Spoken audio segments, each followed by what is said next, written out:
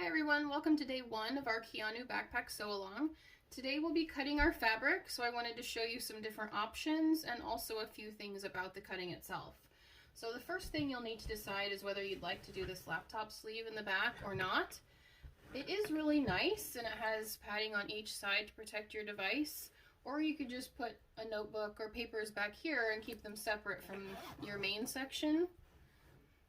So you'll need to decide if you want that pocket or not. The second thing you'll need to decide is if you want these side pockets. These are hacked for this sew along and I'll be showing you how to do those. These are not written in the pattern, but I do want you to know if you are doing the side pockets that you'll need to cut them at 6 inches high by 7¼ inches wide. So watch your directional fabric that you cut them 6 inches high, 7¼ inches wide. And then you'll also want 6 inches of 1/4 inch elastic here. So I have one on each side. So if you're doing one on each side, you would need 4 pieces of fabric, 4 pieces of interfacing, and 2 pieces of elastic. I'll put those measurements in the description so you can keep track of them. They are good size though, so I really like them, especially when I have kids and I need to slip something in there really quickly. This is a great place to put it. Another thing to think about is the webbing options. Sometimes I like to show off my fabric, so I don't want to do the webbing all the way down. So this one I actually skipped it on the strap all the way down and I just did it here at the bottom. If you're cutting your webbing, if you're doing it all the way down, you can cut that according to pattern directions. But if you're doing this minimized version, you cut it at 5 inches, your strap top piece. So you'll need to make that decision on the webbing. This way does give it a little bit more structure though, so if you'll have heavy things in your bag or you'll be carrying it all day, I would suggest going ahead with the webbing all the way down. It does provide a lot of structure. Okay, so your task today is the cutting. And do note that there is a cutting list in your pattern. There is pattern pieces that you'll print out and put on your fabric and cut around, but there's also a cut list with measurements. So please make sure that you don't forget to cut your cutting list or else you'll be short on quite a few of your pieces. This fabric is what I'll be using, and this is coming to Royal Pixie Custom Fabric on January 29th. So I wanted to show it to you. This is part of a few of our favorite things round. It's called Cosmos, and it has really gorgeous coloring. That's the main fabric, and this is the coordinate. So Megan and I have both always liked space, so that makes it part of a few of our favorite things round. The great thing about this one is basically any color can go with it. So we picked out purple to go on the inside of the pockets, and then since any color can go with it, I handed my daughter the bag that I have of 10-inch number 3 zippers and I said, pick one. She picked purple because she's always liked purple, so, and it goes great, so she can pick anything she wanted. Okay, in addition to fabric, you will also need a few different interfacings, so I'll go through those with you. The first one is you just need a little piece of fleece. This is for your flat pocket. It gives it a little bit of structure. You can actually use either sew in or iron on for this one. It doesn't matter.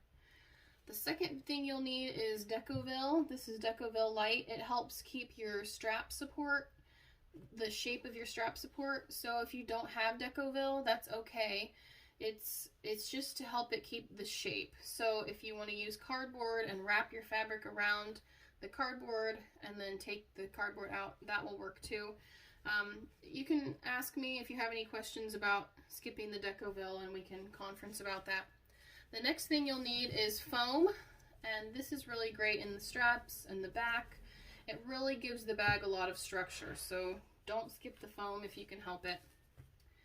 And then the main one you'll need is the woven interfacing. This is Woven Fuse 2, and it has glue on the back here. You can see the shiny SF101 works too, or whatever woven interfacing you enjoy using.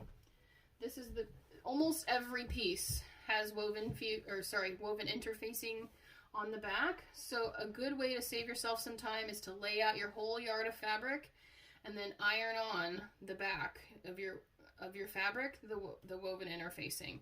That will save you a lot of time. Then you're not cutting fabric, cutting interfacing, and then ironing them together.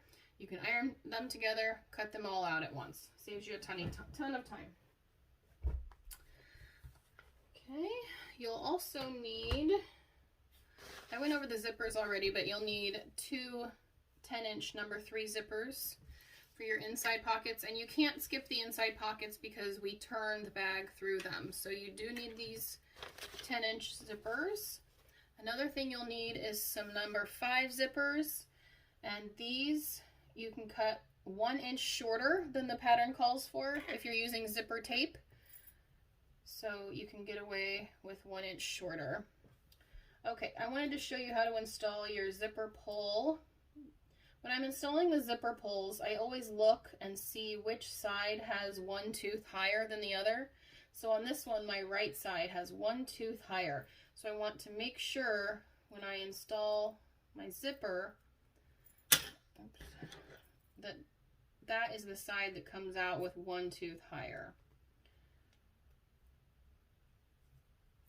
And then you kind of push it on there. And you can see the right side was one tooth higher. That way it's exactly right. You're not going to have a bubble on one side. Especially when you're installing two, you want to make sure that you don't have a bubble in the middle or anything like that. So I've installed one on this side, and then you want to also install one on the other side, just the same way. That way you have two facing each other. And you just push it on here. Sometimes you have to really push at it, but it does go eventually. You slide it on there, and then you have your two zippers to meet in the middle. Okay, so that's how you do your number 5 zippers. A few other things you'll want for the sew-along. Obviously your rotary cutters and your pattern weights to cut out your pieces. The clips, I've been using the big ones as well as the small ones, so you may see me use the big ones. If you have those handy, that's a great thing to keep by your side. I've been using double-sided tape. This isn't called for in the pattern, but it's really helped me keep the zippers right in line while I'm trying to sew around them, especially my number 3 zippers, because you kind of just lay them on and sew around them. So this comes in handy. If you have any of this, or you can get it easily, I would definitely suggest it. You'll need a marking pen because we mark on the pattern pieces where to put other pieces. So a marking pen, chalk works too. Something like that would work great. I've been using this. I don't know what this thing is called, but it has a magnet on the back, and so it attaches to your machine, and it helps you keep your seam allowance, which is really important in bag making, to keep your seam allowance accurate. So especially around the curves, it's hard to watch your curve, watch your machine, watch your fingers, and also keep your seam allowance. So this has really helped me to keep the seam allowance, especially on those curves. I picked this up, I don't remember, I think on Amazon. It was like a couple of bucks. So that's a good thing to pick up if you don't have one. You'll want your zipper foot, and you'll also want 2 of these. These are sliders, or you can use buckles. This one has buckles on it that can open. Either one works.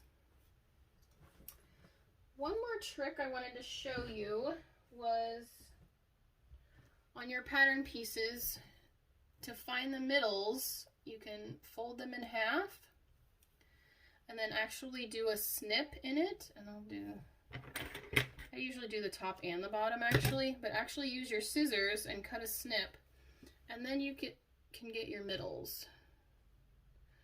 And that will help you keep everything in line so that you can have everything all lined up correctly. Okay, so your task today is to make sure everything is cut. Please see your cut list in your pattern and make sure that you cut both your pattern pieces, the paper ones, and the things that are in the cutting list, and post a picture of that. You'll want to make sure that all of your paper pattern pieces are not in your photo, please. Just your fabric that you've cut. And you'll also want to cut your webbing and your zippers. So I will see you all tomorrow. Bye-bye.